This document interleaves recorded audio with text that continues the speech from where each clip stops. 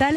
Et à 9h50, c'est l'heure du journal des médias de Julien Pichenet. Avec un petit coup d'œil sur les audiences du week-end pour commencer. Quels chiffres vous avez retenus, Julien ? Eh bien, hier soir déjà, le match des films, c'est le film de France 2, Alors on danse, avec Thierry Lhermitte, Isabelle Nanty et Michel Larocque, qui est arrivé en tête des audiences avec 3 200 000 téléspectateurs, 16% du public.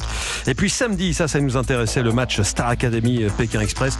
Star Academy a fait un petit score, entre guillemets, 2 800 000 téléspectateurs. Peu mieux fait, en général, on est au-dessus des 3 millions. Ça restait toutefois largement au-dessus de la finale de Pékin Express sur M6 au même moment, qui était sous la barre du million. 5% du public seulement, ce sera une saison à oublier. Jamais une saison de Pékin Express n'avait été aussi peu suivie. Il va peut-être falloir changer de case.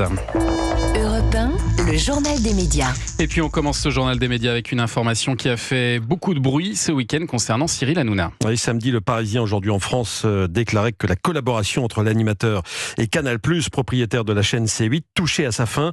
Le journal avançait même que l'émission TPMP pourrait s'arrêter dès le 20 décembre, soit 2 mois avant la date à laquelle C8 est censé fermer. Cette information a été démentie par le directeur général de Canal+, Gérald Brice-Viret, qui assure que TPMP ira jusqu'au bout, c'est-à-dire donc jusqu'à fin février. Tous les efforts sont déployés, dit-il, pour envisager des alternatives permettant de préserver la présence de Cyril Hanouna sur nos antennes. Nous sommes en ligne avec le directeur général de C8, Franck Apieto. Bonjour Franck, vous nous confirmez que Cyril Hanouna est assuré que son émission ira au minimum jusqu'à la fermeture de C8, donc fin février. Tout à fait. Cyril restera à l'antenne jusqu'à la dernière minute, ainsi que toutes les autres productions de la chaîne. C'est très important pour nous.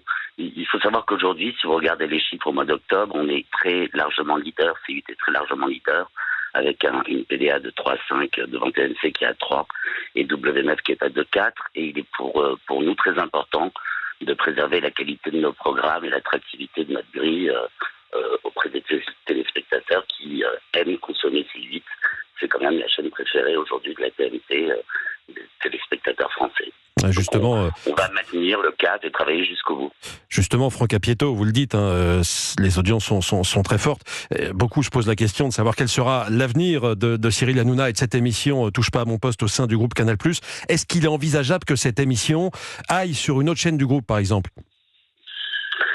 Alors écoutez, on en parle beaucoup, évidemment, c'est une préoccupation quotidienne. Cyril est à la tête d'un talk qui est leader en France.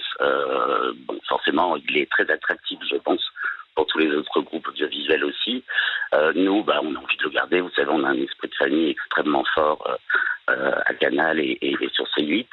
On discute, on est en train d'échafauder toutes les hypothèses possibles pour que l'avenir soit le plus radieux pour tous les employés du groupe qui sont aujourd'hui en danger suite à la décision de l'Arcom et évidemment pour Cyril et ses équipes. Et alors, quelles sont ces hypothèses, Franck ? Est-ce qu'il serait possible, par exemple, que Cyril Hanouna poursuive la diffusion de son émission sans passer par un canal de la TNT ? Est-ce que c'est envisageable, ça ? Tout est envisageable aujourd'hui. C'est absolument passionnant à faire. C'est-à-dire que vraiment, on travaille sur toutes les hypothèses. On n'a rien rejeté. Après, évidemment, il faut aussi faire les comptes et étudier les résultats de chacune de ces hypothèses. Mais toutes les hypothèses sont ouvertes.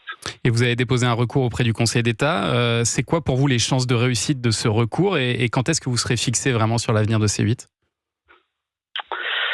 Alors ça, c'est plutôt à l'Arcom de vous répondre pour les dates, le calendrier exact.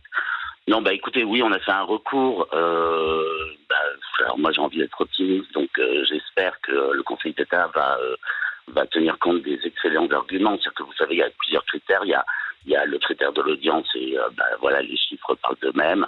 Il y a le critère de la proposition éditoriale, la diversité des programmes. Et C8 est forcément leader. Vous savez, on a une convention qui nous contraint à 7h10 par jour. Inédit, c'est donc jamais diffusé ailleurs. Donc on est la seule chaîne à produire 4 quotidiennes par jour. On a des magazines culturels, des magazines sur le monde associatif, des magazines sur le bien-être. Il n'y a pas une chaîne, je ne critique pas le travail des autres, loin de là, mais il n'y a pas une chaîne qui ait une telle diversité éditoriale. On est la chaîne, le meilleur élève en termes de présence féminine sur l'antenne, c'est 47% de femmes sur l'antenne de C8 aujourd'hui, des femmes qui sont productrices, rédactrices en chef, animatrices de leurs émissions. Donc je pense qu'on est d'une modernité et on remplit un très grand nombre de critères précieux, je pense, auprès du Conseil d'État. Après, voilà, par superstition, je ne vais pas vous dire quel est le pourcentage de chances. Et ben on suivra ça en tout cas dans les mois à venir. Merci beaucoup Franck Apieto, directeur général de la chaîne C8, d'être venu ce matin au micro d'Europe 1. Merci. Et Cyril Hanouna, lui, s'exprimera à ce sujet ce soir dans TPMP. Et puis pour la première fois, Amazon va couvrir les élections américaines dans une émission spéciale intitulée Election Night Live with Brian Williams. Eh oui, c'est une petite révolution dans le monde du streaming. Yeah. C'est la toute première fois que la plateforme va couvrir un événement d'information. Et comme son titre l'indique, l'émission sera présentée en direct le 5 novembre. Brian Williams, qui est une grande figure de la télé américaine, ancien présentateur notamment de NBC, proposera résultats et analyses.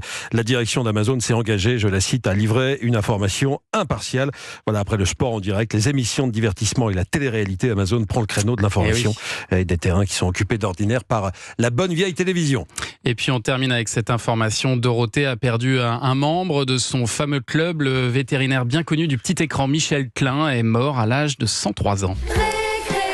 Le célèbre vétérinaire, fervent défenseur de la cause animale, était devenu une figure du PAF. À partir des années 60, on le voyait régulièrement dans 30 millions d'amis, dans les émissions de Dorothée aussi. À partir de 85, il était un fidèle de Récréa 2. Et puis ensuite, sur TF1 avec Club Dorothée, il avait présenté également avec Dorothée, qui a réagi ce week-end et qui a parlé d'une perte immense. Il avait présenté avec elle l'émission Terre, attention, danger. Merci beaucoup Julien pour ce journal des médias dont toutes les infos sont à retrouver dans notre newsletter média. Inscription gratuite sur europe1.fr.